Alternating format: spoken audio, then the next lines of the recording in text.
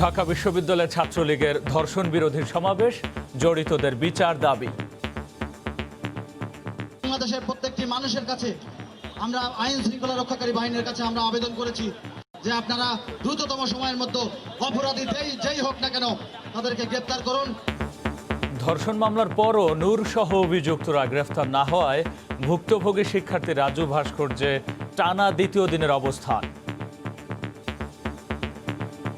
যতক্ষণ পর্যন্ত না আসামি গ্রেফতার করা হয় ততক্ষণ পর্যন্ত আমি এখানে অবস্থান করব।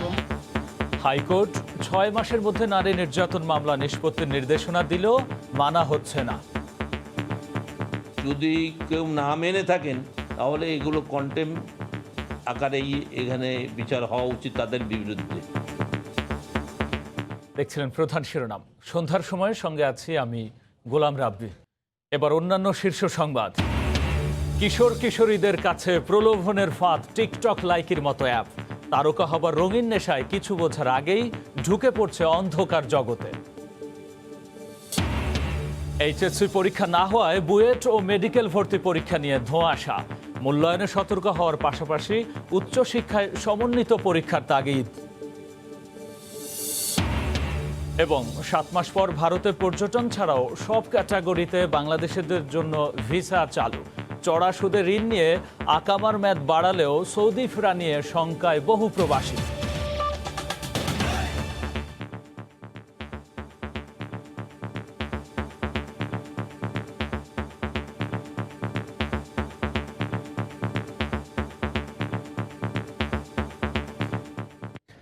ঢাকা বিশ্ববিদ্যালয়ে ধর্ষণ বিরোধী প্রতিবাদ সমাবেশ করেছে ছাত্রলীগ। এ সময় নেতারা দাবি করেন দেশে ধর্ষণের ঘটনায় ছাত্রলীগ জড়িত নয়, আসল ঘটনা আড়াল করতেই বারবার ছাত্রলীগকে দায়ী করা হচ্ছে। এদিকে ধর্ষণ মামলার আসামি ডাকসুর সাবেক ভিপি নূর সহ জড়িতদের গ্রেফতারের দাবিতে দ্বিতীয় দিনের মতো অবস্থান কর্মসূচি পালন করেছেন ঢাকা বিশ্ববিদ্যালয়ের নির্যাতিতা ওই শিক্ষার্থী। ধর্ষণ বিরোধী স্লোগানে মুখরিত ঢাকা বিশ্ববিদ্যালয়ের টিএসসি এলাকা। দুপুরের পর থেকেই রাজধানীর বিভিন্ন ইউনিট ছাত্রলীগের নেতাকর্মীরা মিছিল নিয়ে রাজু ভাস্কর্যের সামনে জড়ো হয়। বিক্ষোভ মিছিল ও সমাবেশ থেকে ধর্ষণের বিচারের দাবি তোলে ছাত্রলীগ। আমাদের কোন শিক্ষার্থী বোন ধর্ষণের শিকার হয়েছে, সর্বাগ্রে ঢাকা বিশ্ববিদ্যালয়ের এই রাজু ভাস্কর্যের পাদদেশে বাংলাদেশ ছাত্রলীগ ঢাকা বিশ্ববিদ্যালয়ে প্রতিবাদ সমাবেশের ডাক দিয়েছে। সারা দেশে ধর্ষণের ঘটনায় ছাত্রলীগ জড়িত নয় দাবি করে নেতারা বলেন আসল ঘটনা আড়াল করতেই বারবার ছাত্রলীগকে দায়ী করা হচ্ছে। আমরা আইন শৃঙ্খলা রক্ষাকারী বাহিনীর কাছে আমরা আবেদন করেছি যে আপনারা দ্রুততম সময়ের মধ্যে অপরাধী যেই হোক না কেন তাদেরকে গ্রেপ্তার করুন, এবং প্রশাসন সকলকেই গ্রেপ্তার করেছে। কিন্তু দুঃখের বিষয় একটি, যে ঢাকা বিশ্ববিদ্যালয়ে যে মেয়েটি ধর্ষিত হয়েছে সেই মামলার তো একজনও এখনো পর্যন্ত গ্রেপ্তার হতে দেখলাম না। ধর্ষক যারা তাদের বিরুদ্ধে আমরা প্রতিবাদ করেছি, কিন্তু আমরা কি দেখতে পাই, ঢাকা বিশ্ববিদ্যালয়ের শিক্ষার্থী আজকে 18 দিন চলতে যাচ্ছে, কই সেই ধর্ষণের মাস্টারমাইন্ড সহ সেই ধর্ষককে তো এখনো গ্রেফতার করা হয় নাই। ধর্ষণ বিরোধী বিক্ষোভ সমাবেশ হয়েছে শাহবাগ ও প্রেস ক্লাবেও। এদিকে ধর্ষণের অভিযোগে থানায় মামলা হলেও গ্রেফতার হয়নি আসামি। উল্টো ধর্ষণ বিরোধী নানা কর্মসূচিতে অংশ নিচ্ছেন তারা। তাই আসামিদের গ্রেফতার দাবি করে ঢাকা বিশ্ববিদ্যালয়ের রাজু ভাস্কর্যের সামনে বৃহস্পতিবার রাত থেকে অবস্থান নিয়েছে ঢাকা বিশ্ববিদ্যালয়ের নির্যাতিতা এই ছাত্রী। যে আসামি তাদের হচ্ছে সস্তা জনপ্রিয়তা, তারপর হচ্ছে তাদের পেছনে কোনো অদৃশ্য শক্তি কাজ করছে কিনা, বা হচ্ছে আসামি যে প্রভাবশালী সেটার প্রভাব পড়ছে কিনা, সে জায়গা থেকে আমার হচ্ছে যে একটা সংখ্যা, সেই সংখ্যা থেকে আমার আসলে এই অবস্থান কর্মসূচি। ডাকসুর সাবেক ভিপি নূর মামুন সহ অভিযুক্তরা গ্রেফতার না হওয়া পর্যন্ত অবস্থানের ঘোষণা দিয়েছেন তিনি। আহমেদ সালেহীন, সময় সংবাদ, ঢাকা। আদালতের রায়ই মানেন না আদালত।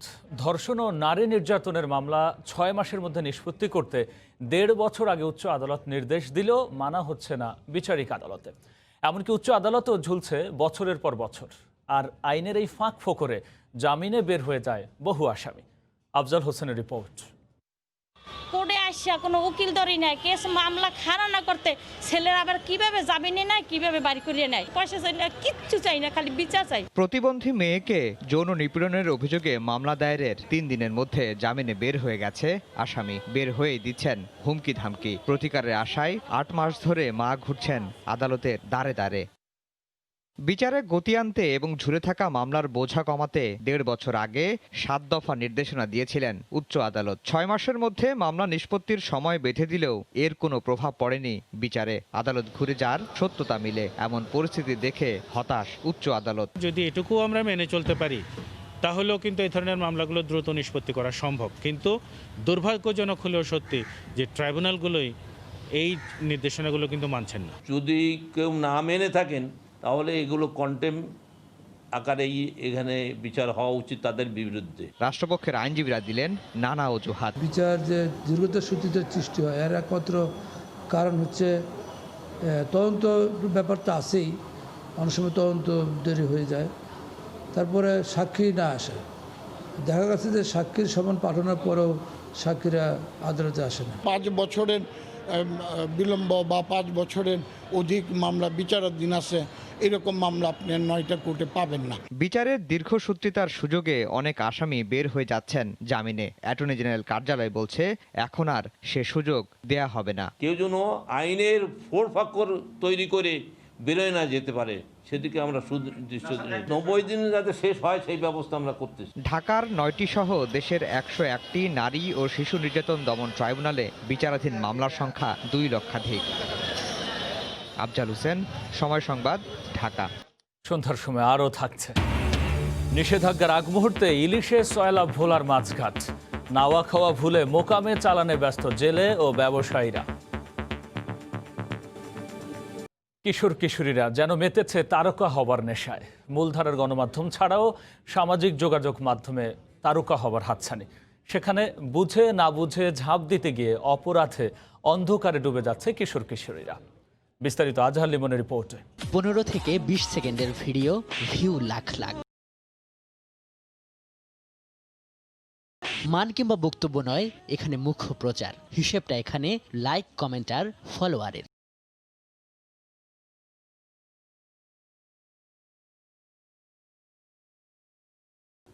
মেহজাবিন থেকে আলভেরা।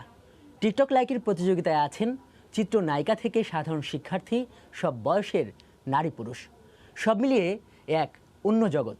আর যেসব কিশোর কিশোরীরা রাতারাতি তারকা খ্যাতি পেতে চান তাদের জন্য এসব অ্যাপ যেন আলাদিনের চেরাগ। কিন্তু কোথায় কিভাবে কাজ করে টিকটকাররা আর তাদের জীবনযাত্রাই বা কেমন? আমার দিকে তাকায়, তুমি যখন আমার দিকে তাকাবে আমি তখন ফোনে কথা বলি, কই আবার ফোনে টিকটকের এমন শুটিং চলে রাজধানীর উন্মুক্ত প্রায় সব বিনোদন কেন্দ্রে। দল বেঁধে সংঘবদ্ধ হয়ে তাদের শুটিংয়ের প্রতিযোগিতাও চলে। বাধে সংঘর্ষ, দর্শনার্থীদের অসুবিধা হয়, তবে প্রতিবাদের সাহস পায় না সাধারণ মানুষ। টিকটকের একটা ছেলে মামুন এই যে এখানেই না, যারা দেখা যায় 1-2 আসে তারা তো আর 10 জন মানুষের সাথে পারবে না, তাদেরকে সাইড করে দেয় আর ওরা ভিডিও করে ওই জায়গায়। টিকটককে ঘিরে আয়োজন করা হয় এমন সুইমিং পুল পার্টি, যার আড়ালে চলে দেহ ব্যবসা। কতজন হতে পারে? প্লাস করছে 300 প্লাসে 250 মতো হতে পারে। রুম আছে 5টা, যদি কারো রুম লাগে তাহলে নিব। রুম দেওয়া যাবে? হ্যাঁ, যদি আপনার লাগে আপনি আমার বলবেন, আমি ওর বলবো। অপরাধ বিশ্লেষক ও প্রযুক্তি বিশেষজ্ঞদের শঙ্কা, অ্যাপ কেন্দ্রিক নৈতিক অবক্ষয়ের পরিণত হতে পারে ভয়াবহ। বলা যায় লাইকি অ্যাপ হচ্ছে যে যৌনতা বিচরণের একটি ইন্টারেক্টিভ মিডিয়া, যে মিডিয়াতে আসলে একে অপরের সাথে ভিডিও কলের মাধ্যমে যুক্ত হয়ে তারা বন্ধুত্ব করে এবং বন্ধুত্ব একটা নোংরামি বন্ধুত্বে পরিণত হয় এবং একে অপরকে একবার খোলামেলাভাবে প্রকাশ করে এবং এটা কখনো টাকার বিনিময় হয়, আবার এটা কখনো বন্ধুত্বের বিনিময় হয়। প্রযুক্তি প্রতিমন্ত্রী বলছেন তারা এসব অভিযোগ খতিয়ে দেখবেন। সেগুলো দেশি অথবা বিদেশি কোম্পানি যারাই হোক, বাংলাদেশের ভূখণ্ডের মধ্যে যদি সেই ধরনের কোনো অপরাধমূলক কার্যক্রম করে তার বিরুদ্ধে কিন্তু আমরা ব্যবস্থা গ্রহণ করতে পারি। টিকটকের পুল পার্টিতে পরিচয় হওয়ার পর বাসায় ডেকে নিয়ে 5 কিশোরী ধর্ষণ মামলার প্রধান আসামি দেওয়ান রসুল হৃদয় গ্রেপ্তার হয়ে কারাগারে আছেন। যদিও ধর্ষণের সহযোগী হিসেবে অভিযুক্ত মডেল দাবি করা অভিকা আহমেদ রিয়া এখনও রয়েছে ধরাছোঁয়ার বাইরে। আজহার লিমন, সময় সংবাদ, ঢাকা। স্বাস্থ্য অধিদপ্তরের হিসেবে করোনা আক্রান্ত হয়ে দেশে গত 24 ঘন্টায় 17 জন মারা গেছেন। নতুন শনাক্ত হয়েছেন 1278 জন। এ নিয়ে দেশে মোট রোগীর সংখ্যা দাঁড়ালো 3,75,870 জনে। দেশে একদিনে নমুনা পরীক্ষা করা হয়েছে 11,256 জনের। এ পর্যন্ত মোট নমুনা পরীক্ষা করা হয়েছে 20,50,669 জনের। 24 ঘন্টায় নতুন করে 1,278 জনের দেহে করোনা শনাক্ত হয়েছে। এ নিয়ে মোট আক্রান্ত 3,75,870 জন। 24 ঘন্টায় মারা গেছেন 17 জন। এ পর্যন্ত করোনা আক্রান্ত হয়ে মারা গেলেন 5,477 জন। করোনা থেকে 24 ঘন্টায় সুস্থ হয়েছেন 1,596 জন। মোট সুস্থ হয়েছেন 2,89,912 জন। করোনা পরিস্থিতিতে যেহেতু এবার এইচএসসি পরীক্ষা হচ্ছে না, তাই বিশ্ববিদ্যালয়ে ভর্তি পরীক্ষা নিয়ে ধোঁয়াশা সৃষ্টি হচ্ছে। বিশেষ করে বুয়েট ও মেডিকেলে ভর্তির জন্য মুখিয়ে থাকেন হাজার হাজার শিক্ষার্থী। শিক্ষাবিদরা বলছেন, বুয়েট মেডিকেলে ভর্তির ক্ষেত্রে হয়তো কিছু শিক্ষার্থী বঞ্চিত হতে পারে, তবে সেই বঞ্চিতের সংখ্যা কতটা কমানো যায় সেদিকে খেয়াল রাখার তাগিদ দিয়েছেন তারা। আতিকুর রহমান তমালের রিপোর্ট। উচ্চ মাধ্যমিক এমন একটি ধাপ যেখানে অনেক সময় ভালো শিক্ষার্থীও ফেল করে, আবার মধ্যম মানের অনেকেই দারুণভাবে ঘুরে দাঁড়ায়। কিন্তু বৈশ্বিক মহামারী করোনা সেই ধাপকেই ধসিয়ে দিয়েছে। যেহেতু পরীক্ষাই হচ্ছে না, তাই প্রশ্ন দেখা দিয়েছে, বুয়েট মেডিকেলে ভর্তির উপায় কি? সাধারণত এসএসসি ও এইচএসসির সর্বোচ্চ নম্বরধারীরা বুয়েট মেডিকেলে ভর্তির ফর্ম নিতে পারেন। সংখ্যার হিসেবে বুয়েটে 1200 আসনের জন্য লড়াই করেন 8 থেকে 10,000 শিক্ষার্থী। আর দেশের সব মেডিকেল মিলে 4,000 আসনের জন্য পরীক্ষার্থীর সংখ্যা দাঁড়ায় অন্তত 80,000। কিন্তু এবার সেই সংখ্যা নির্ধারিত হবে এসএসসি ও জেএসসির গড়ের ভিত্তিতে। এ ব্যাপারে মিশ্র প্রতিক্রিয়া দিয়েছে শিক্ষার্থীরা। আমরা লক্ষ লক্ষ শিক্ষার্থী এই করোনা ভাইরাসের মধ্যে স্বাভাবিক মানসিকতা নিয়ে পরীক্ষা দিতে পারতাম না।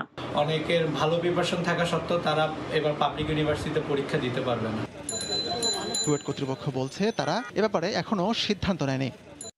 রেজাল্টটা আপনার পাবলিশড হওয়ার পরে তখন হয়তো একাডেমিক কাউন্সিলের মিটিং থেকে আমাদের কর্ম পরিকল্পনা কি হবে ভর্তির ব্যাপারে সেটা হয়তো সিদ্ধান্ত নেবে। শিক্ষাবিদরা বলছেন, মূল্যায়ন করতে হবে সূক্ষ্মভাবে। আমরা যে পদ্ধতি অনুসরণ করি না কেন সবাইকে সন্তুষ্ট করা সম্ভব হবে না। এরকম একটা পদ্ধতি প্রণয়ন করা উচিত যেখানে অসন্তুষ্টির পরিমাণটা সবচেয়ে কম হয়। আমার তো এটা মনে হয় যে এই করোনাকালীন সময়ে আমাদের বিশ্ববিদ্যালয়গুলোর এই ইস্যুগুলো নিয়ে বসা উচিত ছিল।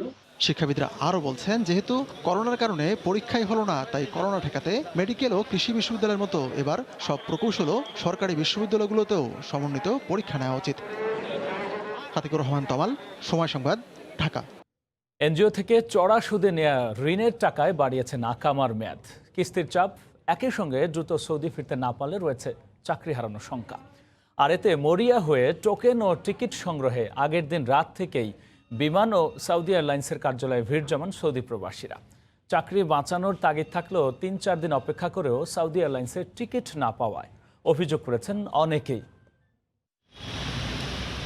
ভোর থেকেই রাজধানীর হোটেল সোনারগাঁওয়ে সৌদি এয়ারলাইন্সের কার্যালয়ের সামনে লম্বা লাইনে দাঁড়ান সৌদি প্রবাসীরা। ঘন্টার পর ঘন্টা গেটের বাইরে দাঁড়িয়ে থেকেও কাঙ্ক্ষিত টিকিট পাননি অনেকে, আবার কেউ 4 থেকে 5 দিনের অপেক্ষায় থেকেও ব্যর্থ হয়েছেন।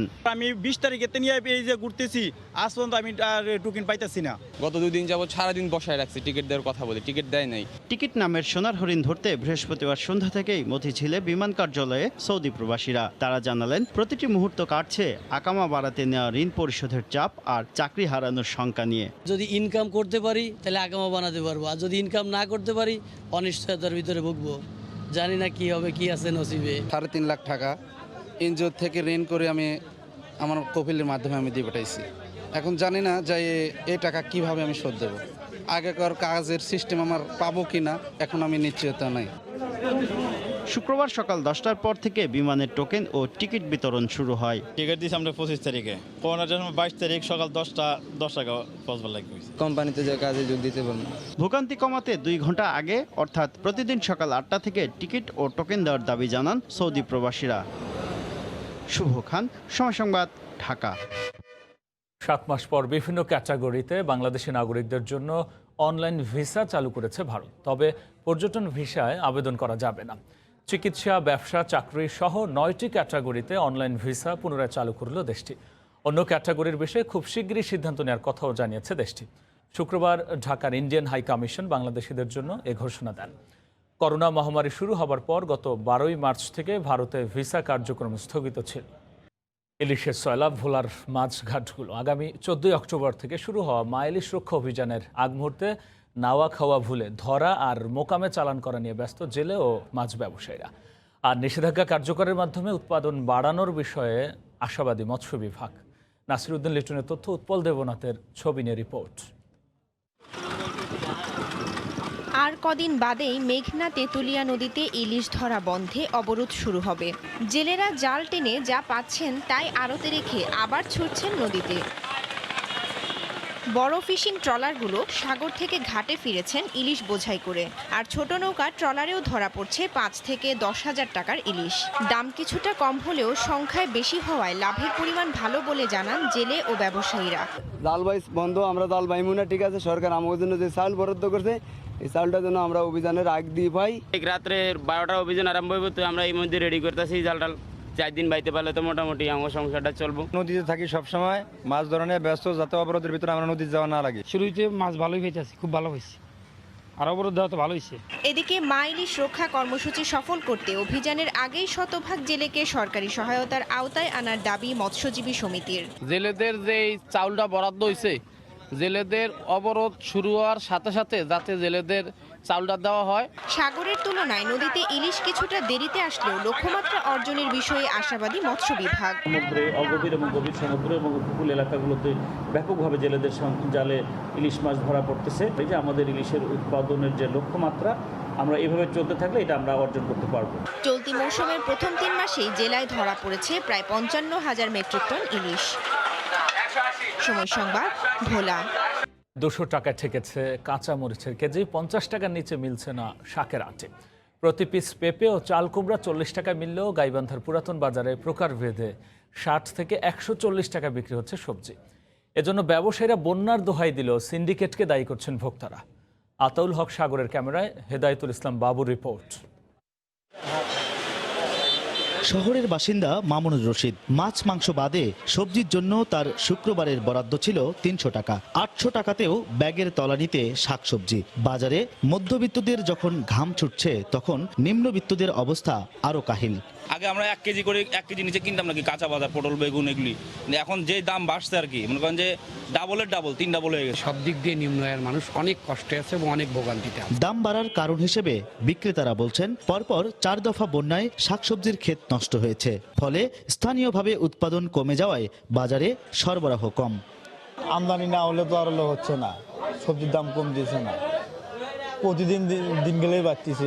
এখন কিছু টুকটাক রাজশাহী থেকে আসতেছে, কুষ্টিয়া থেকে আসতেছে, দক্ষিণাঞ্চল থেকে কিছু কিছু আসতেছে, যার কারণে আমাদের জিনিসগুলোর দাম বেশি। এই অবস্থায় অজুহাত খাড়া করার পেছনে কোনো সিন্ডিকেট আছে কিনা খতিয়ে দেখার দাবি সচেতন মহলের। শাকসবজি যে এই মুহূর্তের মধ্যে যে দামগুলো বেড়ে যায়, এটি নিঃসন্দেহে একটি সিন্ডিকেট এখানে নিঃসন্দেহে কাজ করে।